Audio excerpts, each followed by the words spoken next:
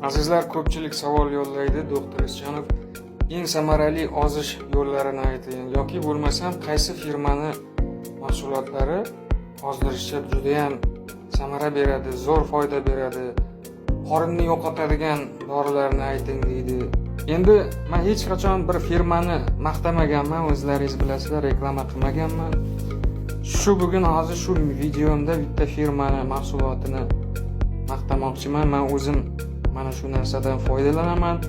To'g'riroq har kuni ishlataman. Bu narsani har kuni ovqatdan oldin kuniga 3 mahal qo'llasangiz samara berishiga men garantiya beraman.